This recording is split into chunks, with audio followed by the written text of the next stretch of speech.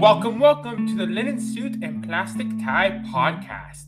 This is the podcast where we dissect and analyze the power of storytelling and learn how to harness it to supercharge our everyday lives. I'm Gaurav. And I'm Kevin. So Gaurav, I recently found out about this very interesting instrument called the kazoo. Do you know what that is? I do, because I see you holding it in the camera right now. Okay, so for those of you listening, you might not be able to see what I'm holding right now, but... Wait, did you just say for those of you who are listening, you might not be able to see? Well, wait, I don't know. Who's watching you right now, Kevin? Well, you never know. Anyways, if you don't know what a kazoo is, it looks like some kind of whistle. But what's really interesting about this instrument is people would think that you play it as you would play with a whistle or a flute. You would try to blow into it, but actually, you're not supposed to blow air into it. That's not gonna make any sound on the kazoo. So what you actually do is you sing into it, and there's this film on the kazoo that'll resonate with your vocal cords, and that's how you make a sound out of the kazoo. So if you want to play a tune, you would just sing it into the kazoo. So, for example, do do do do. There you have it. So that's the story about the kazoo. This is amazing.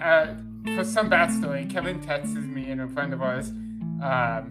He's like, "Hey guys, I just found out that you." Sophia's been on the podcast, so we can say. Okay, fine. So he texts Sophia and I and says, "Guys, you can sing into a kazoo. Did you know that?" And then, of course, 5 minutes later, he's like, "Okay, I ordered 10 on Amazon." He has a little bit of a shopping problem, Kevin. Okay, they only sell them in dozens. It's not like I had a choice. Yeah, you could have also not bought a kazoo, but whatever. I'm also super curious, Kevin. How are you going to make this about storytelling? Let's see how you can do this. Well, see, that's funny because a couple of weeks back, we talked to a musician, Greg Prescott, about storytelling in music. So kazoo, as one of the simplest and honestly cheapest. I wish there's a commercial deal here that I can plug. If you sell kazoos, find us. We can strike a deal. Reach out to us. But this instrument is one of the ways you can tell stories, and music is one of the most long-lasting and fundamental ways of storytelling. But continuing on of our storytelling quest, Gaurav, who are we talking to today? This week on our podcast that is not about kazoos, but that is about storytelling, we have a truly amazing guest. I honestly think he's like the keynote speaker of our podcast. His name is John Bucher. Dr. John Bucher, who got his PhD in Mythology and Depth Psychology. He is the definition of a storyteller. He has dedicated his life to the art of storytelling. He even has a book on Amazon right now called The Storytelling Almanac that is doing similar things to what we're trying to do, which is teaching people to become better storytellers. He's the creative director of the Joseph Campbell Foundation, and he is truly an expert in every sense of the word, an expert storyteller who's worked with HBO, DC Comics, A24 Films, the History Channel, and so many more. And it was so intense and so amazing that Kevin and I looked at each other and were like, there's no way we can fit all of this into one episode. This is our first ever 2-part episode, everyone. Yep. This is going to be the first 2-part series in the Linen Suit and Plastic Tie podcast. Let's get into it. Part 1 with John Bucher. Today we have John Bucher. I would tell you his story, but I should really leave it to himself to tell his own story. So John, to start us off, can you tell us a little bit about yourself? What is your story? Well, my story begins in the great state of Texas, which is not acting so great lately. But when I was born in Texas, things were in some ways even very different than they are now. And I began my journey with low expectations, I guess you would say.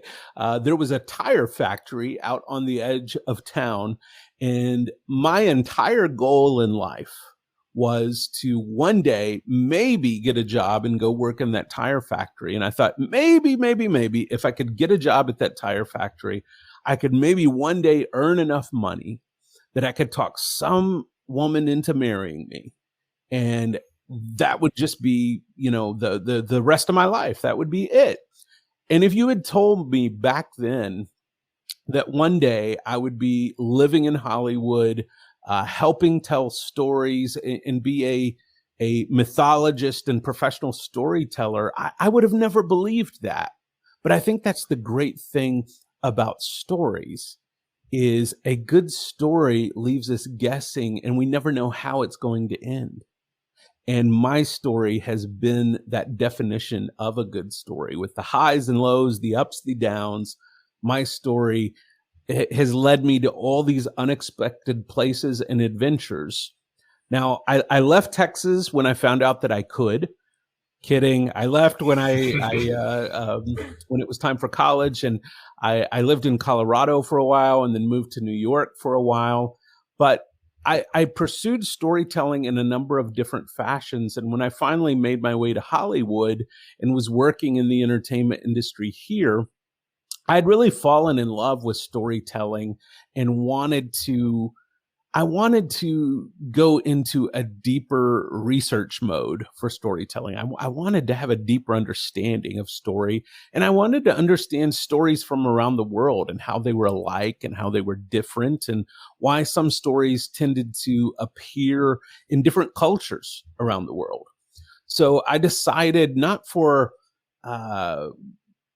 employment gain or to advance my career, but I decided to go study and get a PhD in mythology and depth psychology so I could study story on a much deeper level. And a lot of people ask me, John, what is a mythologist? What do mythologists do? Mythologists, we are they that study the stories around the mystery. And what do I mean by that? I mean, what is the mystery of life? What does it mean to be a human being on this planet? What are we doing here? What are we supposed to be doing here? Why are we here? And I know a lot of people have asked that question throughout history, and many have come to the answer that it's all meaningless. There's no purpose or meaning to any of it. I challenge that answer. I tend to disagree. And perhaps the purpose is in the search itself. Perhaps the purpose is in the adventure itself. I studied a great deal of work by a man named Joseph Campbell, who's probably the best known mythologist that ever lived. And Joseph Campbell once said that most people are not so much looking for the meaning of life as they are the rapturous experience of being alive. So I would suggest to the two of you today that there's something about story that we understand a greater sense of what it is to live and not just to exist. I think there's a great difference between existence and living. And stories give us a deeper picture into what it means to actually live and not just exist. Wow, that was amazing. I love that idea. As you know, through this show, we keep asking, what is storytelling? What is stories? And it's kind of why we asked that first question, and why that first question is so vague with what's your story. And we ask every single guest the same question, the same worded right off the bat, because we use this to frame the conversation. Because we learned really early on is the way we describe our own stories tells us a lot about our values and the way we see the world and the way we understand the world. So I loved hearing your explanation and hearing about how core storytelling is to you and understanding how it connects to the meaning of life, which is something we obviously full-heartedly agree with. Yeah. It's really interesting, when you think about story as so connected to the meaning of life because, in a sense, stories are how we make sense of the world. I mean, stories are what we tell each other about who we are. I create stories without even thinking about it. Living here in Los Angeles, I'm constantly in traffic, and people all the time cut me off. And immediately when someone cuts me off in traffic, I always have this sense of story that comes to mind and says, that person meant to do that. They know me personally, and they have made a decision to hurt me and to make me angry. And I personalize this story about what a terrible person that they are. Now, I don't know that person. I have no idea about who they are or their journey, but my mind begins to tell me stories about them. And it's the same way with who I am. I create stories about who I am. I create narratives by the way I use my voice, by the way I use language, by the way I present myself, by the way I dress. The clothes I wear are a story. The food I eat is a story. Everything I do crafts a narrative about who I am and how I exist on this planet. So I've sort of given up the idea of what is a good story and what is a bad story, because so many times in my life, I thought I was living out a good story. And in the end, it turned out it really wasn't a good story. And so many times terrible things have happened to me in life. And yet somehow they ended well. And it turned out to be a great story in my life. So I've come to find out I don't always know what a good story or a bad story is in my life, but I do believe that every person in every situation is capable of being a better story. And that's what so much of my work centers around is I don't know if I'm in a good story or a bad story right now, but how could my story be better? How could I tell a better story through my life and the way that I live? How could I tell a better story about the world that I'm living in? How can I tell a better story through the actions that motivate me in dealing with you? I want to tell a better story through my life. And I believe the same principles that we learn make better stories in narrative, they tend to apply in life as well. And that's been a large embrace of my work. You bring up a really interesting point with the idea of the stories we tell ourselves. And it's something we talk about a lot. And I think for me, my first interest came from this through meditation and mindfulness, where a lot of that idea being present is understanding how we are driven and kind of controlled by the stories we tell ourselves. Yeah. And the way a lot of our stress and anxiety comes from kind of reverberating those stories, telling ourselves these same stories over and over again. And it's so important because that's a lot of the way we shape the world, our moods and how we tackle things are these stories we tell ourselves, these narratives we get trapped in. Yeah. Well, you say that very well.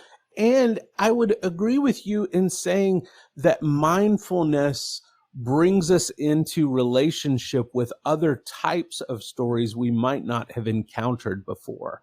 So mindfulness for me first was introduced through yoga and meditation.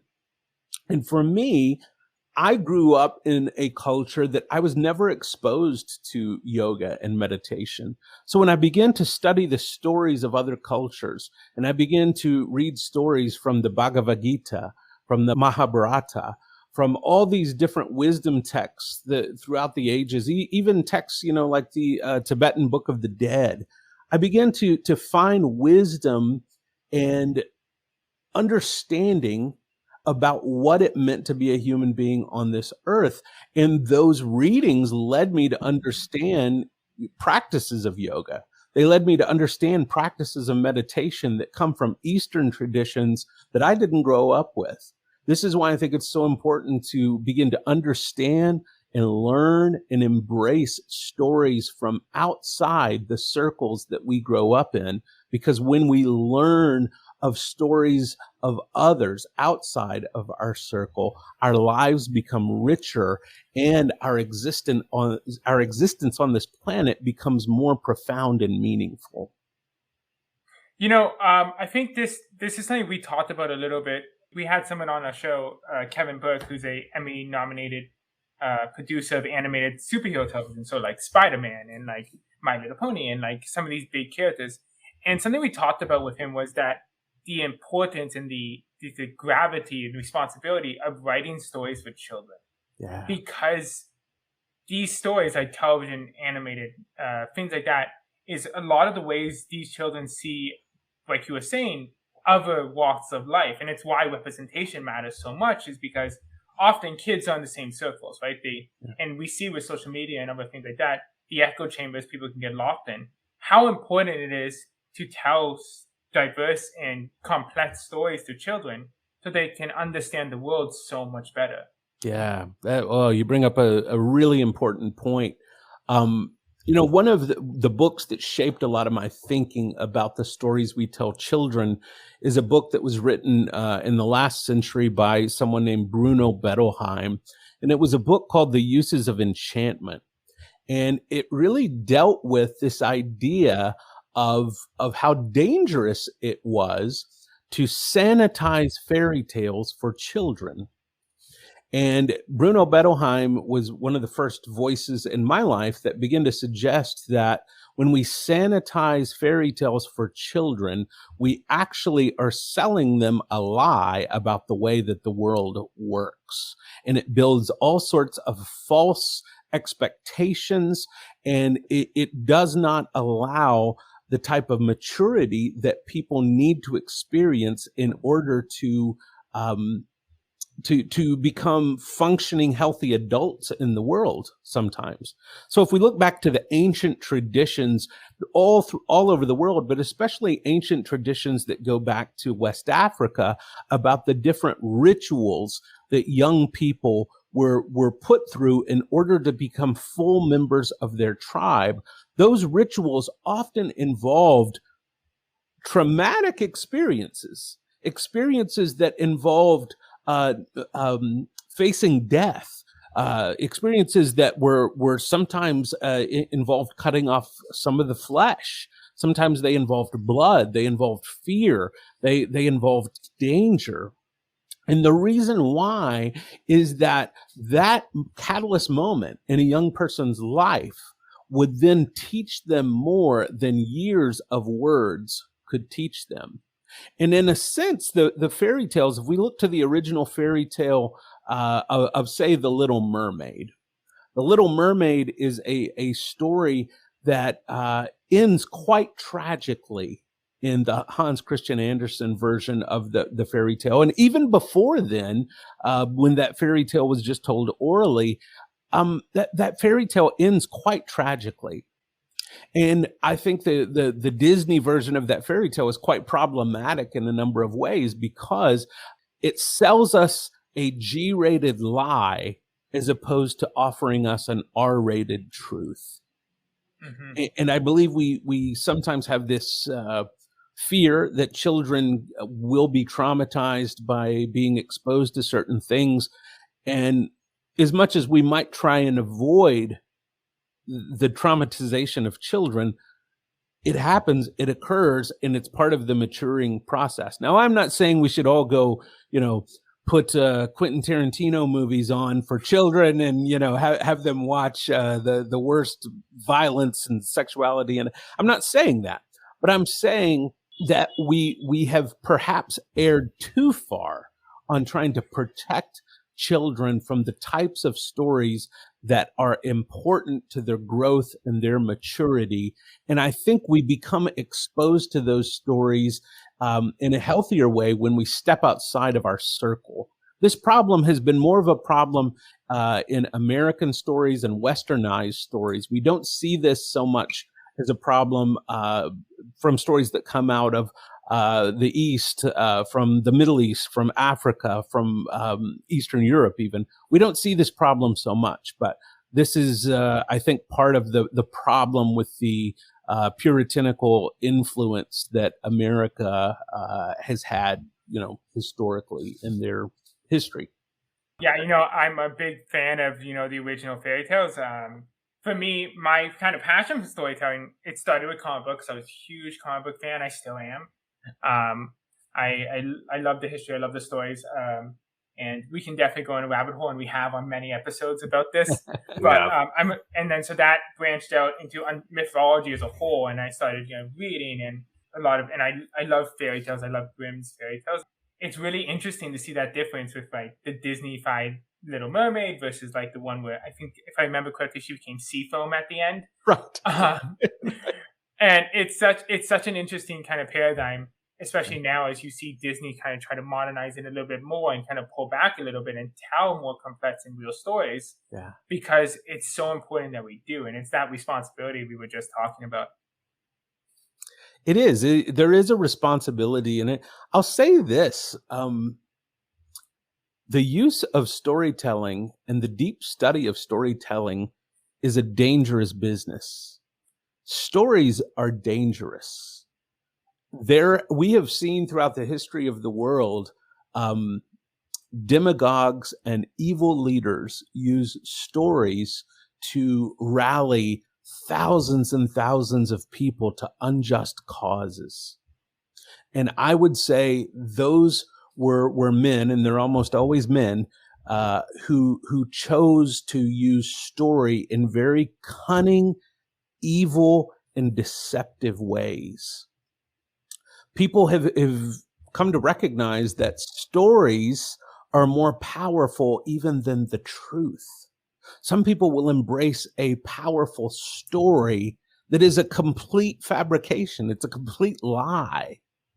And I think we get into really interesting waters when we start looking at stories versus truths, because, truths are in the realm of the philosophical. There's been all sorts of debate throughout history about absolute truth and what is true. Stories don't concern themselves with truth. Stories often can be what I would say, stories can be more than true. In a sense, I could say, you know what? I love my partner so much, I would go out in the street and lay down and die for her.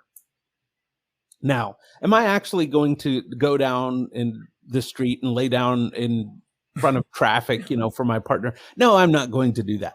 But you get the point, because what I'm saying there, the story I tell with that is more than true.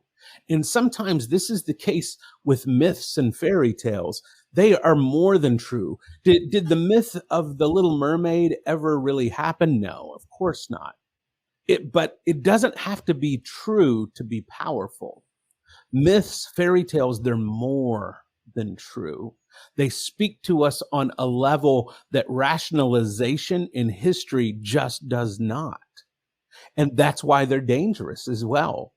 I think those of us that wield stories have a great responsibility to the world, because we wield a powerful weapon in wielding a story.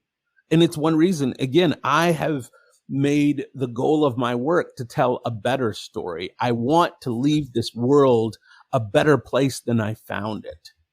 And I believe one of the ways I can do that is with better stories.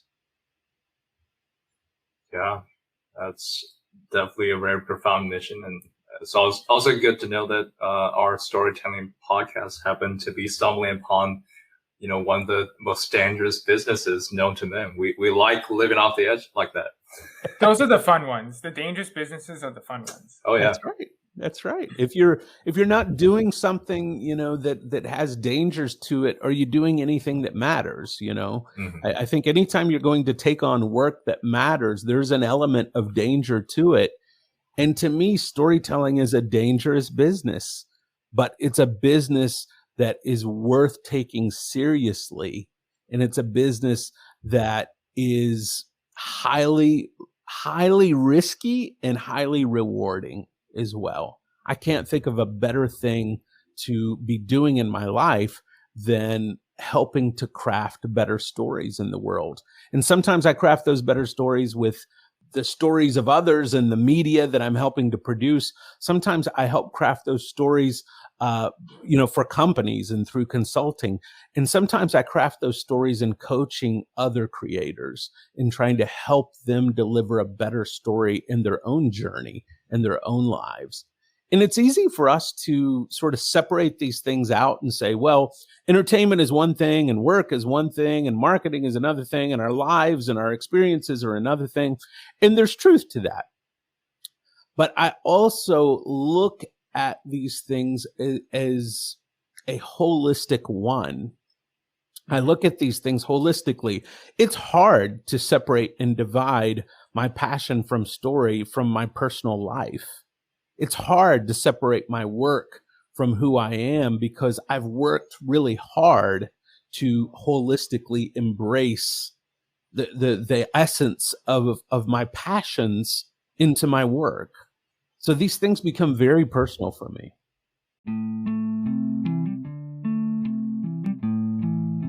Welcome back to Top Hat. This is the part of the episode where we dissect and analyze some of the key learnings from this week's expert storyteller. If you're a fan of linen suit and plastic tie, and you're like, wait, what happened to suspenders?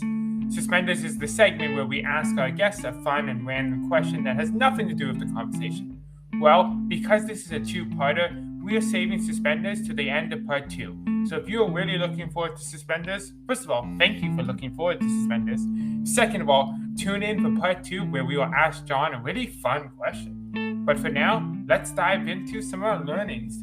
Kev, it was so great talking to John this week in both parts because, we really got to geek out on storytelling. We just got to talk to someone who takes it as seriously as us. And we saw his entire amazing world of storytelling. Yeah, I really like the fact that we're doubling down on this meta route about storytelling. Since our last episode with Avery Truffleman about storytelling and podcasting, but now storytelling itself, but on a very grand scheme in so many different angles, right?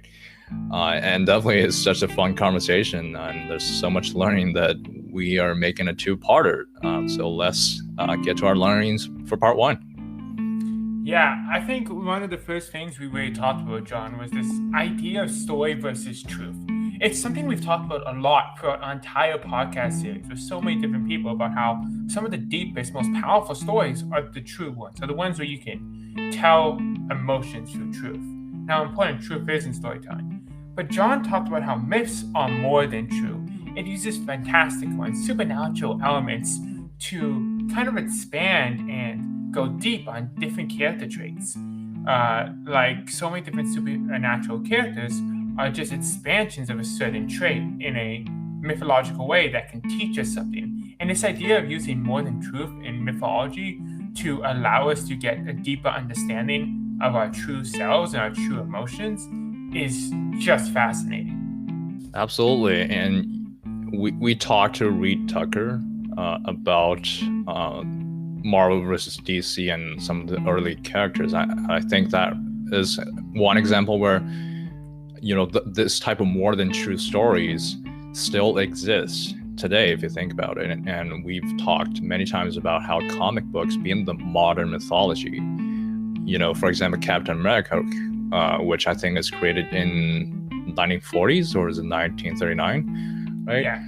Yeah, and that emerged at the time where, Nazi Germany was starting to emerge, and Captain America was created as, a cultural or a societal interpretation and reaction to that ideology that was going on in the United States at the time. And, we know for now that Captain America does not exist in our world.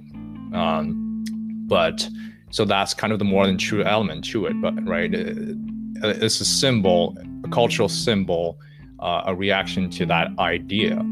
The more than true storytelling is powerful in a unique way, and we still embrace that today. And I think another learning that's really prominent for us is the sanitization of stories we tell children. Sometimes we want to protect our children from the uneasy, uncomfortable, sad, angry feelings that we inevitably experience in this world, that we don't end up telling them stories about such elements in life. And as John says, this could be problematic because you will have to experience that at some point in your life. It could be better, if done right, to desensitize some of the stories we tell our children so they have a way of previewing and understanding and interpreting these type of important topics, really important topics in the world. We've talked about this before too. We talked about this with Kevin Burke when the Emmy-nominated producer who's worked on a lot of iconic children's cartoons like Spider-Man, Avengers, and he talked about the power and importance of telling stories to children because it's one of the key ways they see the world and understand the world around them. And we also talked about this with Dr. Andrea Letamendi, who is a geek and a psychologist, and it was an amazing episode.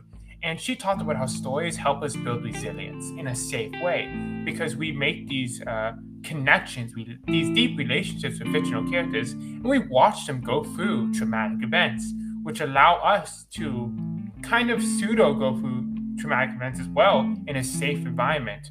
So combining what Kevin Burke and Dr. Andrea Letamendi were saying was this power in children's storytelling.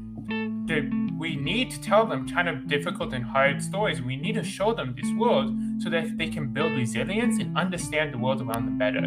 I think this was a great learning, Kevin, because it shows us right away one of the key powers and importance of authentic and correct storytelling. It's really a skill that needs to be wielded correctly. For sure, Gaurav. And for part 1, we've talked a lot about stories of the ancient times, stories across different cultures.